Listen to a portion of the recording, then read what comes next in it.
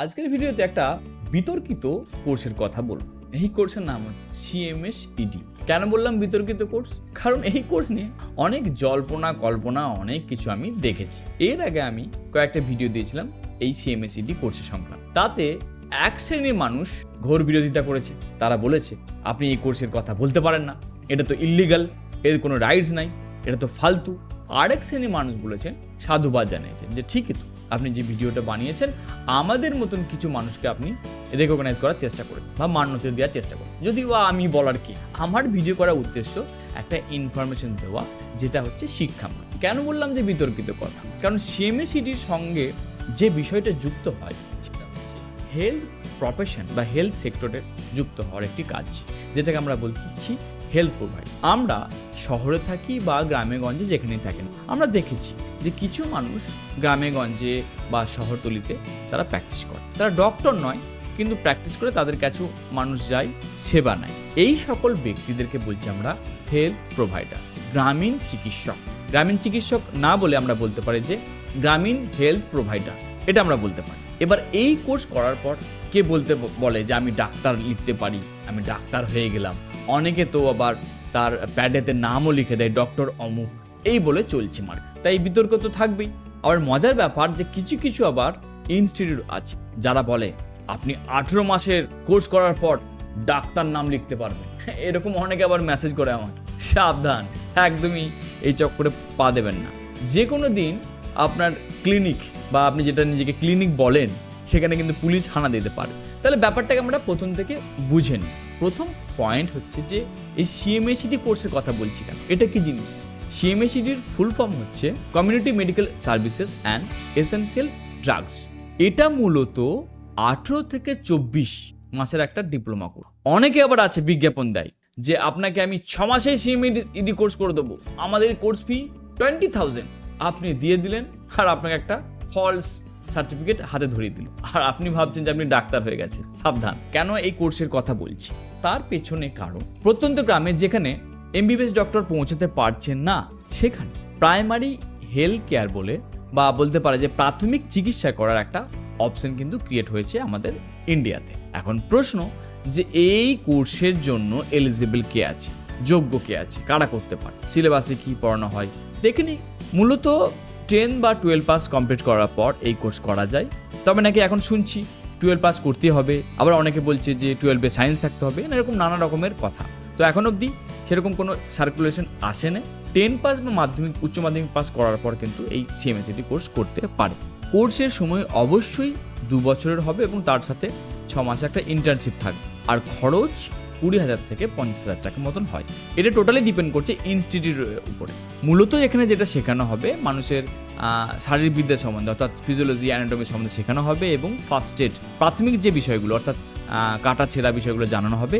ওর সাথে হুয়ের দ্বারা নির্ধারিত কয়েকটা ড্রাগস বা ওষুধের সম্বন্ধে বিষয় জানানো হবে। কিন্তু এখানেই হলো আসল টুইস্ট।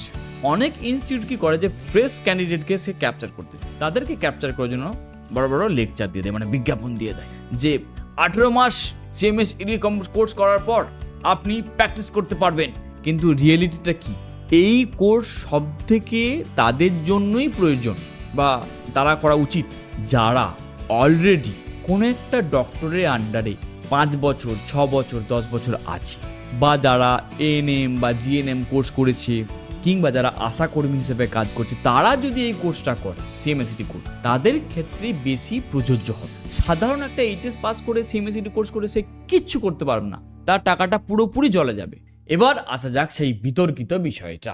বিতর্কিত বিষয় বলতে এটা কি লিগাল? আপনাকে কে রাইটস দিয়েছে এই সম্বন্ধে ভিডিও বানাতে? চলুন লিগাল না ইললিগাল সেটা আমরা জেনে নিই।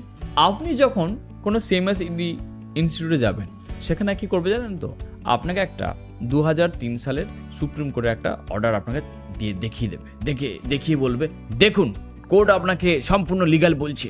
কিন্তু এর থেকেও আপনাকে ডিপ রিসার্চ করতে হবে। সুপ্রিম কোর্ট 2003 সালে যে আসল রায়টা দিয়েছিল সেখানে কি বলে, যদি রাজ্য সরকার কোনো নির্দিষ্ট ডিপ্লোমা কোর্সে স্বীকৃতি দিয়ে গ্রামীণ এলাকায় প্রাথমিক চিকিৎসকদের দায়িত্ব দেয়, তবেই সেই ডিপ্লোমা হোল্ডার সাধারণ রোগের জন্য চিকিৎসা করতে পারবেন, এবং শুধুমাত্র নির্দিষ্ট চিকিৎসার জন্য প্রয়োজনীয় সার্টিফিকেট বা প্রেসক্রিপশন দিতে পারে।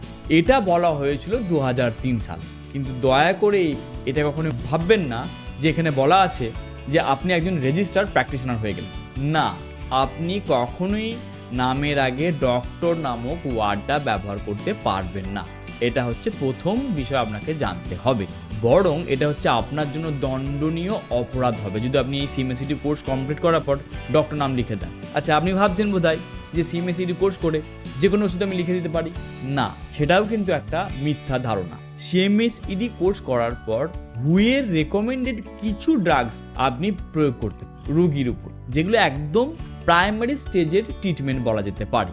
এবার আর একটা বিষয় আপনাদের অনেকে জানায়নি, স্টেট মেডিকেল রেজিস্ট্রারের সাথে যদি আমরা তুলনা করি যে অল ইন্ডিয়া রেজিস্টার, এই বিষয়ে আপনাকে কিন্তু একটু জানতে হবে। মানে সাম্প্রতিক কর্ণাটকে 2024 সালে সুপ্রিম কোর্টের রায়টি নির্দিষ্ট কিছু রাজ্যের নোটিফিকেশনের উপর নির্ভরশীল ছিল।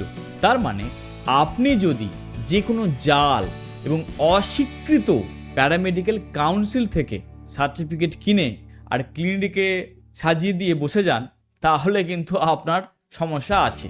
আপনার ওই সিএমএসইডি সার্টিফিকেটটা ওয়েস্ট বেঙ্গল বা সেন্ট্রালের অর্থাৎ কেন্দ্রীয় সরকারের যে কোনো স্বীকৃত অথরাইজ দ্বারা হতে হবে। হেন তেন ইনস্টিটিউট যে কোনো একটা নাম বলে চালিয়ে দিল আর আপনি করে নিলেন, আপনার টাকাও যাবে, আপনার সব কিছুই নষ্ট হবে। কেরিয়ার কোর্সের কথা আমরা যদি তাকাই, মূলত এটা ইন্ডিপেন্ডেন্ট হিসেবে করাটাই শ্রেয়।